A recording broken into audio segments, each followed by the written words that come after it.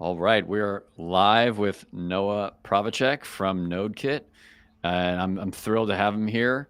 Not only because he's building in Avalanche, but also I'm a cat partner at the Blizzard Fund, the Avalanche Ecosystem Fund. So we're a cat partner in Nodekit, and I'll give you the introduction.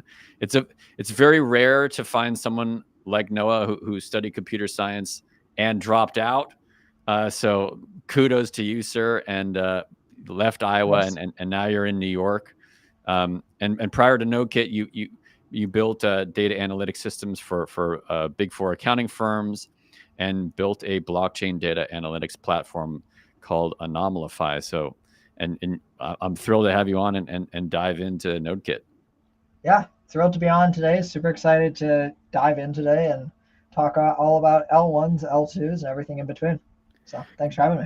Great. So the first thing I wanted to ask before you start with your presentation is, why do we actually need layer twos? Like, can you smash me, like smash my opinions with that? Like, what are we doing here with layer twos? Yeah, so the reason why we need layer twos is typically to scale an asset. There's a few different ways you can do it. So you can either have a, a way where the asset can move across different chains securely, which there's different ways of doing it, whether it's having, in Avalanche's case, they have the P chain, which allows for Avalanche work messaging, and that's how we can move assets across all these different Avalanche L1s. But for L2s, the way that they need to move assets from Ethereum is L2s submit proofs to Ethereum, and L2s live and die by their bridge, by their native bridge to Ethereum. There is actually a common take that a lot of people say on Twitter, which is L2s are their bridge, which is fundamentally true because if L2s are maintained by that bridge, and L2s exist as a way of scaling the asset Ethereum. Avalanche went with the subnet route architecture, and for Ethereum, it went with the layer 2 architecture. So L2s are just a different scaling solution, and I think that they offer a lot of flexibility for users and applications to experience low fees, customizability, and really build applications as well as ecosystems that are aligned around ETH as an asset, but while still remaining sovereign as their own blockchain, have their own block space. So, is the layer two a scaling solution for ETH or a vampire solution? I would say it's still a scaling solution to ETH because all the ETH still exists on ETH. And if an L2 was to fork off, for example, it would be similar to having an uncollateralized loan versus that ETH. Because then the ETH would just exist on the L2. And then it wouldn't, it's kind of like ETH proof of work. If you remember when that happened, where we had proof of work and proof of stake for ETH, where the proof of work chain kind of, the ETH proof of work asset just died off as a result because it wasn't looked at as the canonical asset. So I think you'd see a similar thing happen if an L2 was, to, for example, to just say we're not going to follow ETH anymore and we're going to break off from the native ETH bridge. So as a result, I wouldn't say it's necessarily a vampire attack, um, at least at this time. Obviously, crypto is one of the fastest moving industries, so eventually that my opinion on that might change. But I think that currently I don't view L2s as a vampire attack, more so just a different way of using ETH the asset and scaling towards a better future. And anything that makes blockchains more accessible, I think, is a win in my book. Amen. So yeah, let me just get this pulled up right here.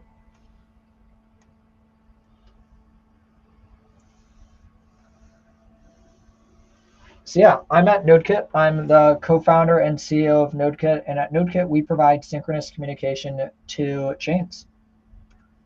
So the presentation today that I'm going to be talking about is L1s versus L2s and how both can use Nodekit. So what are really the differences between L1s and L2s?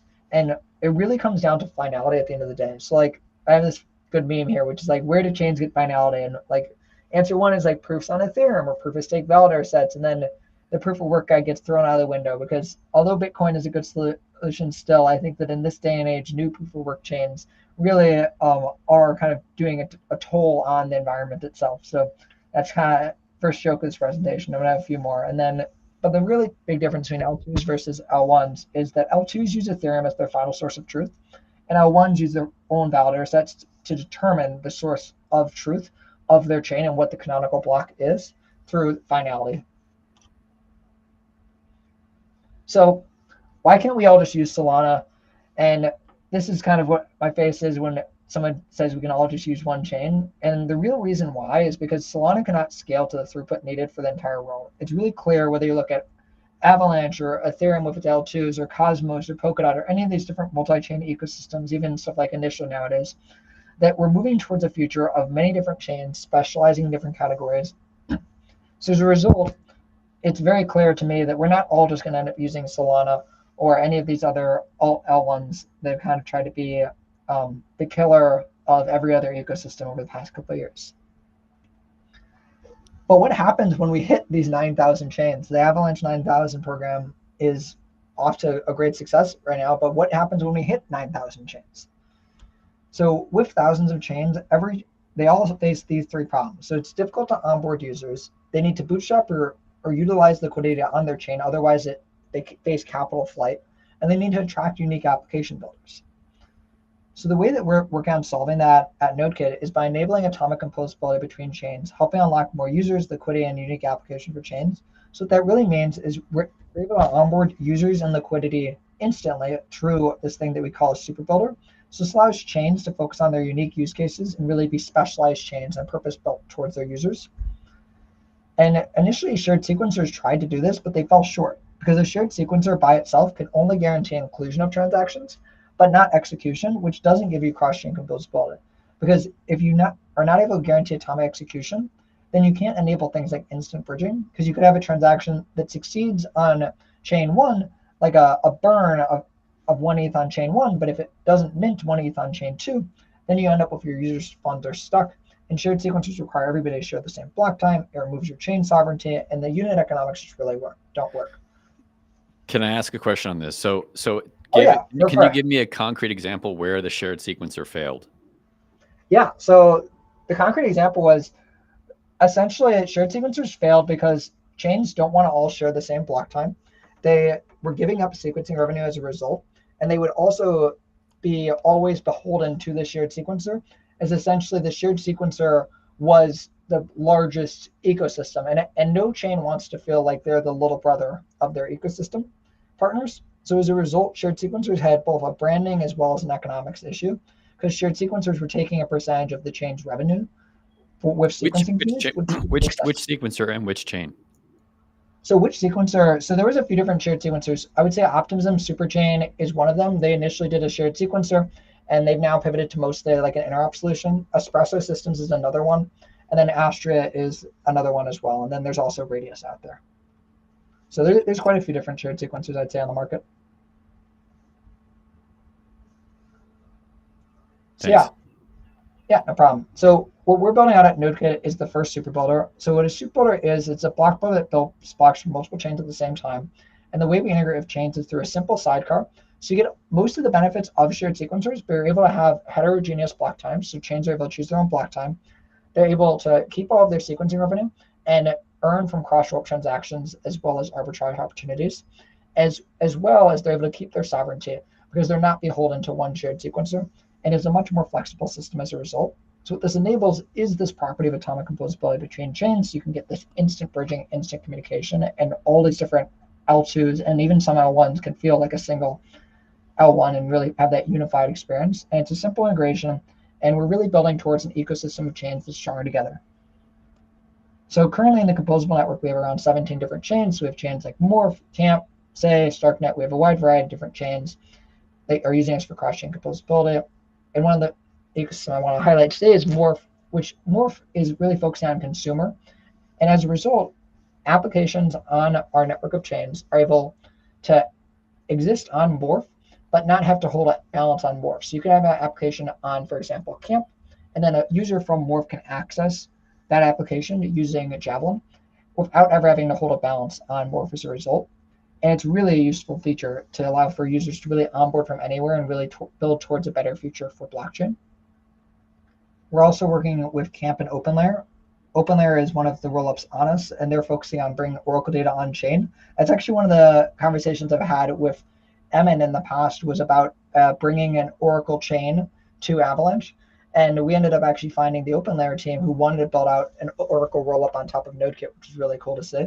So they're working with another one of our ecosystem partners, Camp, who is bringing off-chain data on-chain. So CAMP is actually utilizing OpenLayer to do part of this off-chain data on-chain and utilize OpenLayer's Oracle feeds on the CAMP network.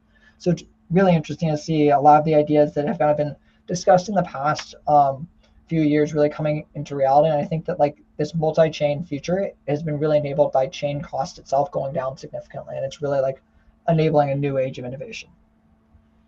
So what this really affects for applications, because I think that it's a pretty consensus opinion currently, especially on crypto Twitter, that there's way too much infrastructure and not enough applications currently. So what this allows applications to do is they can unify liquidity across all these different chains within our network and allow for users and liquidity to flow across the network as seamlessly as water.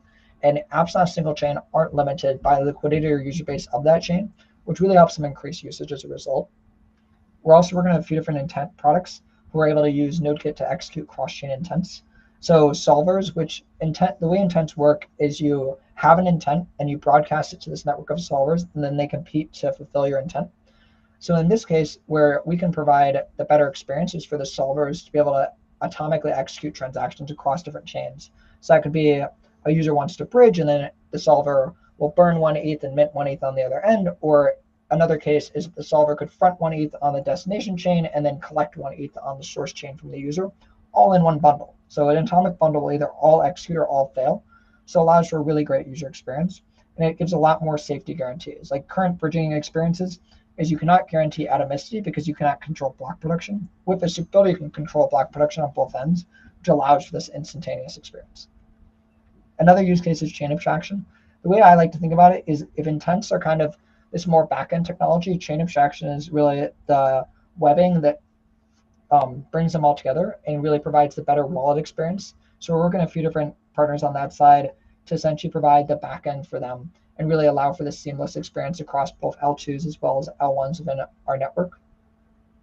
And then on the wallet side, we're working with Leap to allow their wallet to have essentially support for any chain within the composable network and have instant cross-chain transactions as well.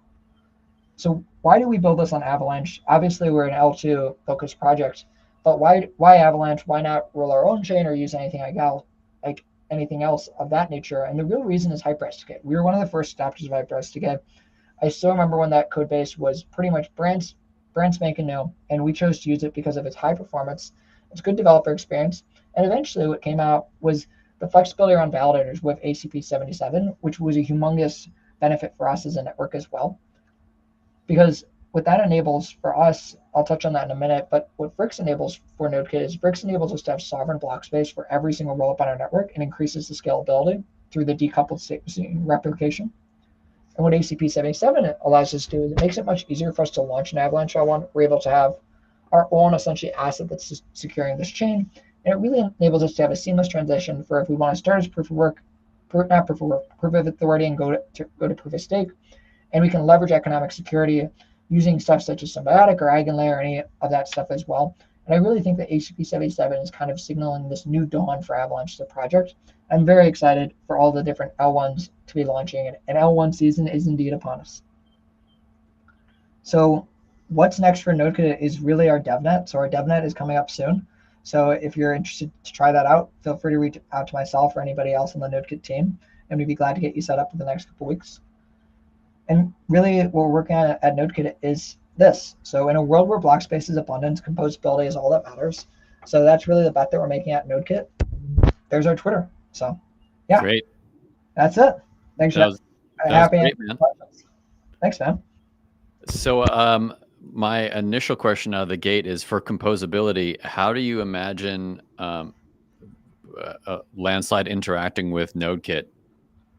Yeah, so the way that Landslide can interact with Nodekit is if Landslide validators want to run this sidecar that we have, then Javelin can plug into Landslide and enable atomicity between both the Nodekit network of rollups and network of chains and the Landslide validator set. So you can enable this concept of atomic IBC, which Cosmos was previously looking at in the past, which is like multi-leg IBC across multiple chains, which that could be a really cool way to collaborate on that front. Yeah, so our light clients being open source basically next week, and congrats.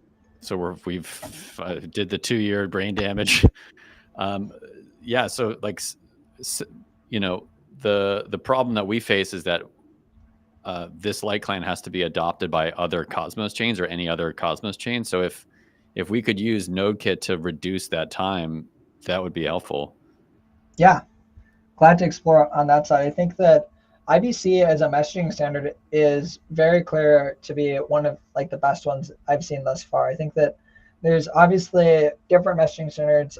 I'm very familiar with Hyperlane as well as Layer Zero across the board, and I think that as as we kind of concentrate on this like multi-chain vision for both Ethereum and Cosmos and Avalanche, I think that having these common messaging standards and common token standards will be really crucial to help these ecosystems scale up over time.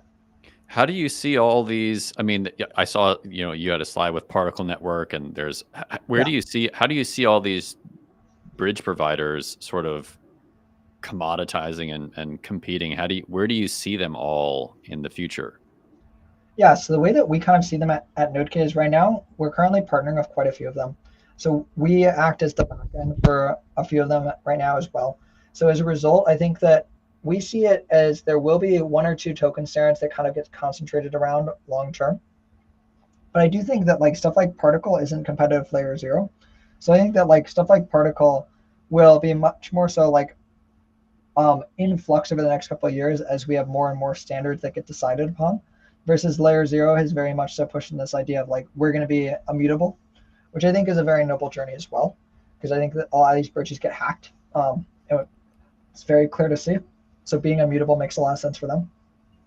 But I do think it's going to be kind of this interesting um, landscape of these different chains where I think that stuff like Particle on the chain abstraction side, and what I would say is they're really on like the wallet side, stuff like Particle, stuff like Tria, is going to be very much so in flux. And I think that the bridge providers will increasingly get more like ingrained. But I do think there's room for another token standard to shake things up. Because just from what I've had with conversations on the developer front, most people aren't necessarily that excited with the current state of token standards because most people use layer zeros OFTs. But other than that, XRC20s haven't gotten nearly as much adoption as well as Axelar has. I believe it's called ITS. Hasn't gotten nearly as much adoption as well. There's a great article from the Li-Fi folks that actually just came out on these different interchain token standards. So I think that that's one place in the market that I for one foresee there being a big shakeup in that over the next couple months and a couple of years, especially as we see stuff like the Optimism Superchain and the Polygon Agler come to market as well. So personally very excited to see a better UX for stuff like that. I don't like having 20 versions of USDC. I don't know anybody else that does. Yeah. So how are these going to consolidate? Like, I don't quite, I mean, Yeah, we're in the weeds on IBC, and our view, the background here for people who don't know anything about what Landslide spent the last 2 years doing is we like Noah suggested, all of those reasons why they're using the Avalanche stack. People don't really get that, and like I think it's so technical, and for better or worse, technically correct, right? yeah, So that's why we see all the institutions building on Avalanche, right? Like they're not building on L2s. Like the California DMV is on their own layer one, where they put all their card titles. So like our job was to just build the IBC connection to Avalanche because it doesn't talk to that protocol yet. yeah. Do you see Nodekit's composability? It looks a lot like IBC. Do you think it's a competitor? Like how they I almost like wouldn't sit say on the same neuron in my brain? I wouldn't say it's necessarily a competitor at this point. I would say that for us, we're very much so focused on the atomicity between chains. So you can build stuff like IBC on top, or stuff like Layer Zero or Hyperlane. You can build it on top. So we see it as much more so collaborative. And I think that there's this idea of I think it's a true positive sum game for us, where we really want to be collaborative with people around this, especially at this stage in our project. So I think So that yeah, what that's kind of how we what get. understood? What use case like do you feel like is super collaborative? Like let's say like we've worked on, like we want to bring the say execution environment to Avalanche because we built Yeah. on Cosmosm and all this stuff. So like maybe you can walk me through a concrete example where people or protocols or like w- give me some sort of examples. Yeah, so one of the examples is you can route transactions through multiple different chains, similar to how a DEX aggregator works on a single chain, but you can do it across multiple chains now with a solution like this because it's all atomic. You can also capture yield across multiple chains. You can do leverage across multiple chains. You can do lending to different providers across multiple chains, which can allow for like better interface on like a trading especially. So like all these different intent protocols need liquidity. So if you could offer lending that's atomic across multiple chains and be able to say like, well, I want to put some liquidity through this chain, but there's no pools here. Will anybody lend me funds so I can get XYZ amount of liquidity if I stick in this? I'll give you one ETH, but if you'll give me 100 USDC, and I promise I'll lend it back to you by the time all of my bundles have finalized at the end of this bundle, at the end of this atomic bundle. We do a lot of interesting stuff around that. I think we're just starting to see the landscape open up. It seems like every single week I'm talking to a new developer that wants to do a new thing. For example, in Singapore, I was talking to somebody that wants to do instant bridging with collateralized bridging on each side. And then most recently, I was talking to an Intents platform where they want to allow somebody, an intent solver, to fill an order on a destination chain and then immediately get paid back on the source chain, all in one atomic bundle. So you can allow for much more capital efficiency, which is kind of insane to think about. But when you have atomicity across multiple chains, stuff like that that previously was impossible and was like very difficult to think about how you'd integrate it becomes quite simple in practice. So it's been really interesting for us as a protocol to be able to see all the imagination everybody has around it. So Yeah, so that's great. So I guess part of my limitation is, speaking personally, is like when I view the landscape, like I already sort of see the entrenched players, and crypto is like not only stranger than I suppose, it's like stranger than I can suppose. yeah, I feel like So on it's like that. like my ability to suppose like what people will do with it is like completely constrained by my own biases and history. Yeah. So it's so like the idea that, so you mentioned in that example that a protocol would front an order before it was filled. Well, yeah. So the way that that would work is like intent platforms have these things called solvers, and the way that like a solver typically works is a user will pay a solver on the source chain if they want to do bridging, like using But something isn't a across. solver a lot like a relayer? Yeah, kind of. But like the way a solver works is like, let's say for example, like a bridge like a cross, like a bridge like a cross works where a user deposits on the source chain and pays a solver, and then the solver, if I deposit $5 USDC on the source chain, solver gives me $5 USDC on the destination chain. But then there's this weird period of time where the solver doesn't get repaid. But what we can do is if a protocol can guarantee that the solver will pay on the destination chain, and we know that that transaction will execute, that the solver is transferring to the user on the destination chain, then the protocol can immediately pay the solver back on the source chain, all in one bundle, all in one block. So instead of the solver needing to lend for a long period of time on the destination chain, they can immediately get paid back on the source chain. I hope that helps out. Meaning that you could a decentralized lending protocol can lend to whom? Yes. Yeah. So the way it works is like the way that like solvers and intents right now are working. It's like I'll give I put $5 in an intents protocol on the source chain, and this solver will give me $5 on the destination chain, but then the solver is going to get repaid back by the protocol once the protocol has an oracle update from the destination chain to the source chain. But if the protocol is able to know that the transaction will execute on the destination chain, then they're able to immediately repay back the solver on the source chain. So that's where the atomicity kind of comes in. Interesting. Yeah. So, but that would allow for a lender to, like an ETH lender, to lend into any Yeah. layer one on Avalanche. Yeah. So like you can do this around lending. You can do this around a lot of different things. Really, anything can kind of be repaid with this immediately. You can also do this around leverage. So it's easier to give leverage within a single block because you'll know you could for example give like a loan within a single block, like a flash loan, where you could say I'll loan you this, but if you're not going to pay it back within a single block, the entire loan will fail. So there's a lot of really interesting things you can do around it. And I think for us at Nodekit, we're really just starting to explore the design landscape. It went from, at the beginning of this year, I would say like 5 to 10% of the calls that I would take are around applications. And it's now gone up to like 30% of my 30 to 40% of the calls I'm taking on like a weekly basis are around different applications that would want to build a new, So, interesting, composable app. So so, it so, seems like the sky is the limit. so when you take these calls and the apps are in various stages of development, Yep. like what's their main problem?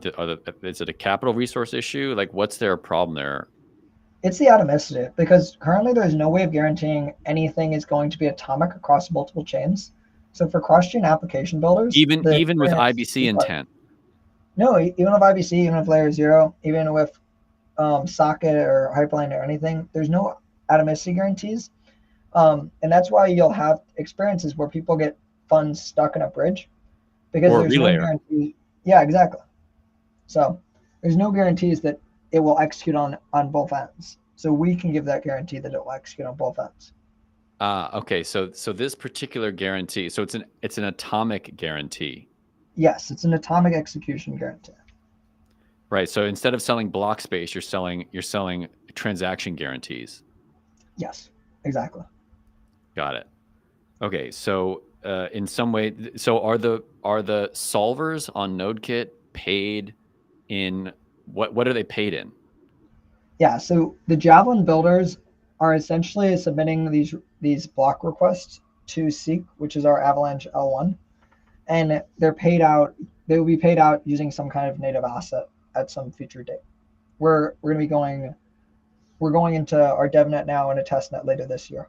Okay. So just for users who don't know what that is, so Seek SEQ is your Yes. layer one on Avalanche, right? And how Yeah. does it communicate to your solver? So Javelin is so we have solvers that integrate with us. Javelin is the way that we guarantee this atomic execution, and that's the super builder, and that plugs into Seek as the way that Seek produces blocks essentially. So these different super builders that we have, so like I might run Javelin, you might run an instance of Javelin. We're starting out, and different people can run them, and they'll be staked, and they essentially compete to buy this shared slot across multiple chains. So let's say that we have 17 chains on our network. There's a shared slot that happens every couple of seconds, and builders bid for the right to build blocks during that slot, and then they're able to submit those blocks to Seek, and Seek is able to get those blocks to the different chains as a result. I see. So here's a shout out to the earlier guest at Lava Network. They're basically doing decentralized infrastructure. Is there a place for them to plug in? Yeah, we're in talks to those guys already. I think that they're building some really cool stuff. So yeah, more on that soon. Great, great. Yeah, I just had them on, and it's like the perfect sort of overlap. Yeah. Okay, so there's a Seek layer one on Avalanche connecting to essentially on-chain solvers. Yep. Okay. Yeah. So And then there's the Seek layer. There's the Seek layer one, and then we have this scheme that essentially has these super builders that compete to submit bids to the Seek L1. And the place where solvers live is, let's say Seek's here and the super builders are here, and rollups are somewhere in this picture as well. Then the solvers are interacting with the rollups and then submitting these bundles to these Javelin instances. So that's where all of that stuff kind of fits in. So Javelin is like the main place where everybody interacts with the Nodekit protocol. Got it. So why call it Javelin? So we have another product internally that's called Baton, and I used to run Track. So we have a lot of different products now internally, and a few more coming out in the next couple months, which are all kind of Track themed. So I come from a family of runners, and it made sense because we want to build speedy software. So I was like, let's name it after some Track events. So Great. I haven't named anything Hurdle yet, but I'm sure I'll figure it out of time when I do that. So I love the branding on it. Our theme has been like how to build essentially like surfing themes. So like, cool. Yeah, what are you supposed to do with a landslide? Like either you get wrecked by it or you surf it, right? So nice. That's cool. it's always fun to have like the different names for all the different software kind of follow a whole theme. So yeah, Yeah. cool to see another team's doing it as well. So through where are you like if you're getting a ton of developer interest, like what sort of like you say that the problem that they're facing is atomicity, not a capital problem? It's mostly the atomicity, and they're wanting to leverage like the instant bridging around it as well, like the instant bridging, instant communication. So Huh. that's where a lot of it is.